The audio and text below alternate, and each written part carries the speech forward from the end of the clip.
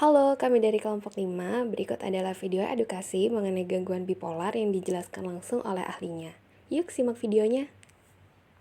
Sebelumnya perkenalkan, nama saya Nurafika Yunita Elva dengan akhiran NIM 103. Perkenalkan, nama saya Angela Priwijaya dengan NIM 112. Perkenalkan, nama saya Nehemia Kenji Kurniawan dengan akhiran NIM 122. Perkenalkan, nama saya Pantikusta Fatimah Wabule dengan NIM akhiran 131. Perkenalkan, nama saya Kalista Lativia dengan akhiran NIM 139.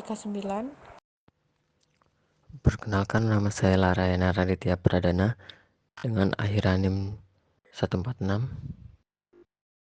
Menurut The Collins English Dictionary, bipolar disorder atau yang biasa disebut dengan manik depresif adalah suatu kondisi psikologi yang ditandai dengan perubahan suasana hati yang sangat drastis dari gembira berlebihan hingga kesedihan yang mendalam. Lalu terdapat 3 penyebab gangguan bipolar. Yang pertama adalah faktor genetis, di mana genetika bawaan adalah faktor umum penyebab gangguan bipolar. Yang kedua adalah faktor fisiologis. Salah satu faktor utama penyebab seorang mengidap gangguan bipolar adalah terganggunya keseimbangan cairan kimia utama di dalam otak. Lalu yang ketiga adalah faktor lingkungan. Gangguan bipolar tidak memiliki penyebab tunggal, tampaknya orang-orang tertentu secara genetis cenderung untuk mengidap gangguan bipolar, namun tidak semua orang dengan kerentanan mewarisi penyakit berkembang yang menunjukkan bahwa gen bukanlah satu-satunya penyebab. Berikut adalah kriteria gejala gangguan bipolar 1 menurut DSM-4-TR. Yang pertama, episode mania, mood elasi, ekspansif atau iritabil yang menetap, berlangsung paling sedikit 1 minggu, bisa kurang bila dirawat inap. Pasien secara menetap memiliki 3 atau lebih gejala berikut dengan derajat berat yang bermakna. Yang kedua adalah episode depresi mayor. Paling sedikit 2 minggu pasien mengalami 5 atau lebih gejala berikut dan memperlihatkan terjadinya perubahan fungsi. Paling sedikit 1 dari gejala ini harus ada, yaitu mood depresi atau hilangnya rasa senang. Yang ketiga adalah episode depresi campuran, memenuhi kriteria episode manik dan episode depresi mayor hampir setiap hari paling sedikit 1 minggu.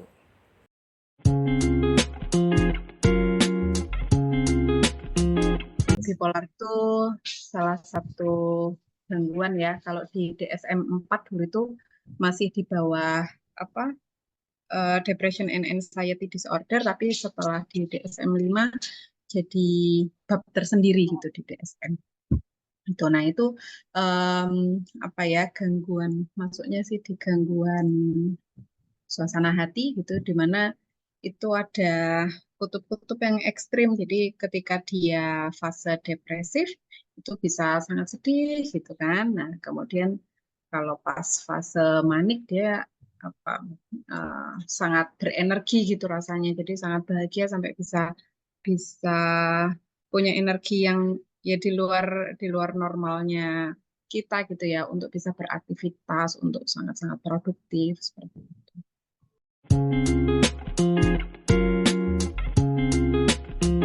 Penanganan bipolar itu kan nggak bisa satu sisi aja. Misalnya dengan psikoterapi aja itu juga nggak memungkinkan gitu, karena memang sudah ada perubahan senyawa neurotransmitter di otak gitu yang itu sifatnya abnormal, sehingga dibutuhkan juga farmakoterapi lewat obat-obatan.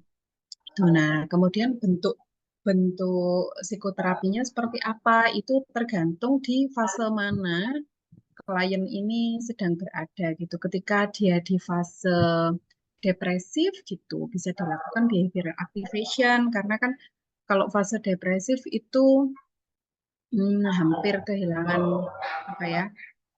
kehilangan minat gitu. Aktivitas-aktivitas yang biasa dirasa menyenangkan itu jadi nggak menyenangkan lagi. Terus murung terus menerus, dan itu bisa mengganggu keberfungsian individu, juga hubungannya dengan orang-orang di sekitarnya gitu. Nah, ketika pada fase manik itu kan juga mengganggu gitu ya, di saat waktunya istirahat, misalnya dia rasanya punya energi yang berlebihan yang terus-menerus ada untuk produktif, dan itu juga nggak sehat. Jadi untuk penanganannya sendiri nggak mungkin bisa satu kali gitu ya. Kalaupun psikoterapi itu nggak mungkin cuma satu kali ketemu gitu, enggak. Itu tergantung di fase mana dia berada gitu.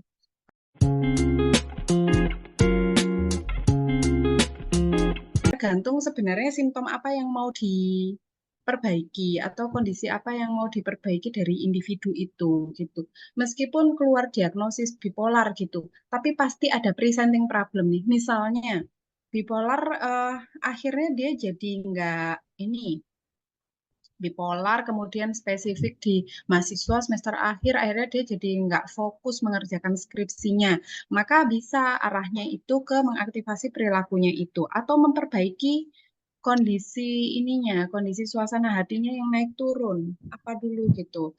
Jadi itu yang perlu disepakati antara konselor atau psikolognya, kemudian kliennya, dan juga mungkin kalau masih masih ini ada caregiver juga gitu. Apa yang perlu ditangani terlebih dahulu. Jadi nggak serta-merta dengan keluar diagnosis langsung eh, ini intervensinya itu enggak, tapi melihat presenting problemnya. Gitu.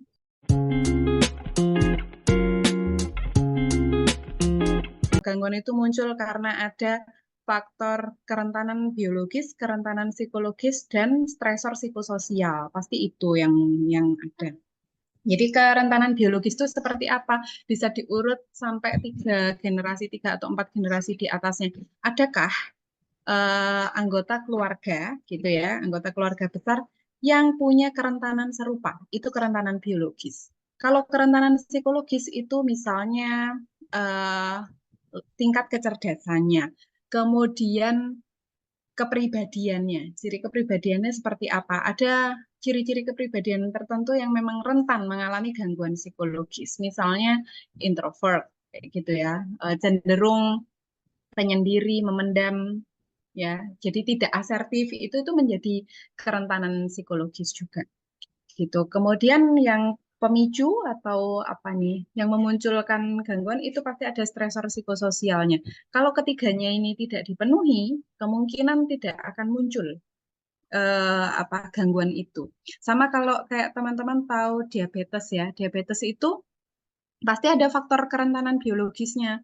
Eyangnya, bapaknya itu eh, apa sakit diabetes juga gitu. Tapi tidak akan muncul pada generasi yang bawahnya ketika generasi itu cukup sadar, oh aku tuh punya kerentanan biologis, maka aku akan menjaga pola makanku, aku akan rutin berolahraga gitu ya. Jadi diabetesnya nggak muncul gitu. Nah sama dengan gangguan psikologis itu juga seperti itu. Ketika menyadari gitu bahwa oh iya ya ada kerentanan secara biologis karena misalnya eyangnya pernah terdiagnos atau terduga gitu ya. Kalau zaman dulu kan jarang ya orang mengakses layanan kesehatan mental itu apa punya kerentanan biologis tertentu gitu. Kemudian secara psikologis juga rentan gitu. Kan ada ya orang-orang tuh yang kayaknya pada banyak situasi dia itu selalu dibully loh sama teman-teman di sekitarnya gitu ya. Jadi pasti dia itu anak yang rentan tuh kayak gitu. Itu menjadi stresor psikososial. Kenapa dia terus-menerus menjadi korban itu pasti karena apa tidak asertif. Salah satu contohnya gitu.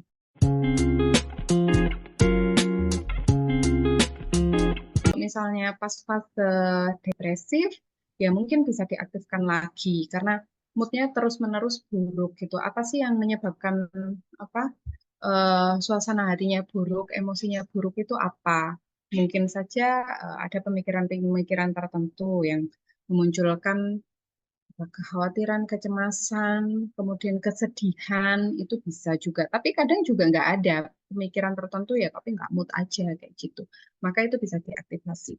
Kemudian bagaimana apa namanya mengatasi episode maniknya gitu. Secara spesifik saya belum pernah menangani ya klien bipolar dalam kondisi manik itu seperti apa karena mereka merasa nggak bermasalah ketika manik gitu ya. em, Klien saya waktu itu dia suka desain, saking sukanya desain tuh sampai 2 hari nggak tidur. Itu sesuatu yang nggak wajar kan bagi orang normal. Tapi dia ngerasa punya energi terus gitu. Dan dia persif itu sebagai sesuatu yang produktif. Dan dia suka gitu. Nah itu yang kemudian perlu dijelaskan bahwa ini juga nggak sehat gitu ya. Bahwa orang tuh butuh istirahat. Oke idenya meluap-luap. Akhirnya yang waktu itu saya minta ke dia ketika idemu ngerasa meluap-luap gitu ya apa? Kan aktivitasnya tetap perlu diatur biar ritmenya ini ya, biar ritmenya teratur lagi gitu. Termasuk di fase di jam-jam harusnya istirahat tuh ya istirahat gitu, nggak berkegiatan gitu. Saya minta tuliskan ide aja gitu. Jadi eh, mumpung idenya meluap-luap itu dituliskan apa yang mau dilakukan, apa yang mau dilakukan gitu. Tapi udah dikasih batas waktu. Waktunya istirahat ya istirahat. Awal-awal juga pasti susah gitu karena dia ngerasa full energi gitu. Jadi mau tidur itu merasa bersalah gitu. Itu yang perlu diperbaiki dan itu nggak bisa di antara klien dan konselor sendiri ya, perlu support dari orang-orang terdekat. Nah, kebetulan klien saya waktu itu masih tinggal bersama keluarganya, jadi komunikasi juga dengan keluarganya bahwa dia perlu diingatkan gitu di fase-fase manik perlu diingatkan untuk istirahat. Tapi di fase-fase depresif perlu diingatkan juga untuk beraktivitas gitu. Itu kan yang akhirnya jadi tidak mudah ya bagi caregiver untuk menyeimbangkan untuk bisa tahu ini orang lagi fase apa nih gitu. Gitu. Tapi kan fase itu juga nggak yang berlangsung terus-menerus. Ada kalanya dia juga bisa beraktivitas normal seperti kita. Kayak gitu. Nah, kalau yang kayak gitu-gitu dipantau aja sih. Thank you for watching.